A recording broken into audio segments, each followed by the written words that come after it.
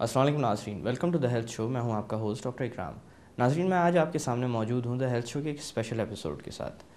इस वक्त हम मौजूद हैं इसरा यूनिवर्सिटी के इस्लामाबाद कैंपस में, जहां पर एक कॉन्फ्रेंस की जा रही है AEME के हवाले से, जिसका ताल्लुक़ मेडिकल एजुकेशन से है। यही हमारा मौजू है। इस मौजू पर रोशनी डालने के लिए बतौर मेहमान हमारे साथ मौजूद हैं प्रोफेसर डॉक्टर ग़ुलाम क़ादिर क़ाज़ी, जो कि वाइस चांसलर हैं इसरा यूनिवर्सिटी के। इसके अलावा AEME की एग्जीक्यूटिव कमेटी के चेयरमैन भी हैं। आइए उनसे बात करते हैं। अस्सलाम वालेकुम डॉक्टर साहब।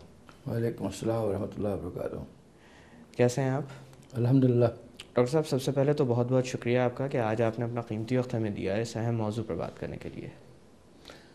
मैं हकीकत में मशकूर हेल्थ टेलीविज़न का भी हूँ कि जिन्होंने हमें ये मौका दिया कि पब्लिक को बताएं कि मेडिकल एजुकेशन के सिलसिले में हम क्या कर रहे हैं।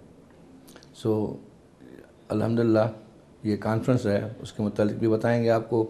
और जो हमारी AEME है, जिसका मतलब है association for excellence in medical education, जी उसके हवाले से भी आपको बताएंगे। डॉक्टर साहब, इससे पहले कि हम AEME के बारे में बात करें, मैं चाहूँगा कि थोड़ी सी बात हम लोग मेडिकल एजुकेशन के बारे में करें, क्योंकि आम आदमी के लिए समझना थोड़ा मुश्किल हो जाता है कि मेडिकल एजुकेशन, इस सब्जेक्ट का क्या मसरफ़ है या इस औजार को किस तरह इस्तेमाल किया जा सकता है। जी, असल बात यह है कि मेडिकल एजुकेशन का मतलब ये नहीं है कि हम तिब्बी उलूम पढ़ा रहे हैं, जी जिससे लोगों को शायद जहन में हो कि मेडिकल एजुकेशन मतलब तिब्बी उलूम। ये तिब्बी उलूम नहीं है, लेकिन तिब्बी उलूम को कैसे आगे स्टूडेंट्स को, यहाँ जो डॉक्टर हो चुके हैं उनको, यहाँ जो इस प्रोफेशन में हैं टीचिंग के, उनको समझाना, उनको ट्रेनिंग करना कि वो ये मेडिकल एजुकेशन या तिब्बी उलूम कैसे पास ऑन करें और किस तरीके से जो है वो उसकी एवेल्यूशन करें, कैसे इम्तहान लें, ताकि हमें मालूम हो कि ये जो बंदा निकल रहा है और दूसरा जो बंदा निकल रहा है उनके स्टैंडर्ड एक तो कंपेरेबल हैं जी और दूसरी कि इनके स्टैंडर्ड जो हमने आउटकम डिफाइन किए हैं जी MBBS में या BDS में या किसी भी प्रोग्राम दाखिला करने के लिए, आया वो आउटकम अचीव भी हुए या नहीं हुए। यानी डॉक्टर्स के मेयार को बेहतर से बेहतर बनाने के लिए आप लोग काविशों में मसरूफ़ हैं। वो दूसरा इसका एम है। जी पहला मेडिकल एजुकेशन के बारे में आपने सवाल पूछा। जी मेडिकल एजुकेशन का जो आम फहम लिया जाता है कि तिब्बी उलूम का इल्म ये नहीं है, ये है कि बिल्कुल मेडिकल एजुकेशन के जो तिब्बी उलूम हैं उनको कैसे बताया जाए, कैसे आगे ट्रांसमिट किया जाए। तो उसके लिए जो है ये फ़न पैदा किया गया है लास्ट 10 ईयर्स में, और वैसे अभी हमारे पास आ गया है। डॉक्टर साहब, AEME या association for excellence in medical education, ये किस तरह से पाकिस्तान में काम कर रही है, और जैसे कि आप इसको रिप्रेजेंट करते हैं यहाँ पे, तो इसके हवाले से कुछ बताइए। इसके दो मकासद हैं।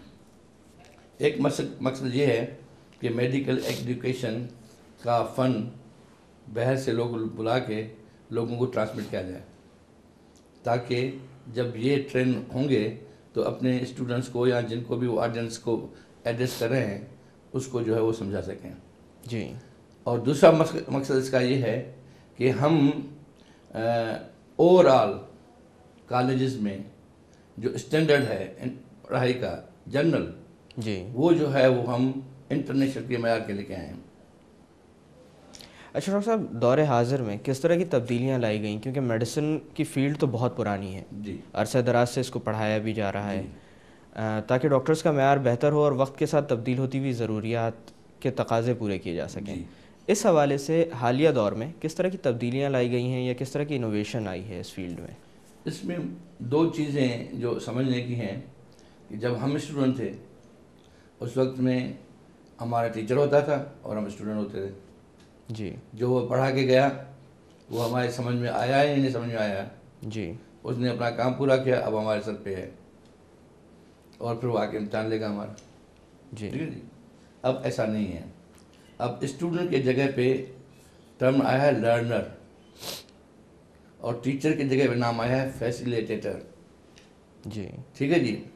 अब फैसिलिटेटर का काम ये है कि जो मेडिकल एजुकेशन का जो हुनर है या जो टूल्स हैं उसको इस तरह इस्तेमाल करें कि बच्चे को वो चीज़ लर्न हो चुकी है या नहीं।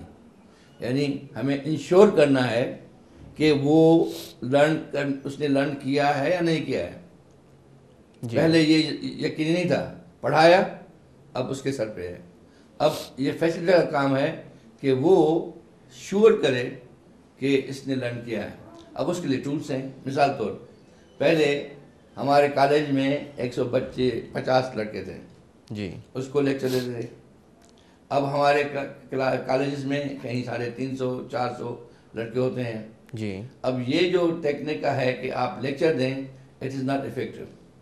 बिल्कुल ठीक है जी। तो उसकी जगह पे हमने और मेडिकल एजुकेशन के टूल्स हैं, उसमें कहा small group teaching. Small group teaching. और स्मॉल ग्रुप टीचिंग का मतलब ये है कि आप छोटे से ग्रुप को लें, जिसमें 15 20 12 15 20 के अंदर बच्चे हों, और उनको आप जो है वो सब ग्रुप में बना के उसी जगह पे पढ़ाएं जी, और फिर इंश्योर करें कि उसने वो सीखा है।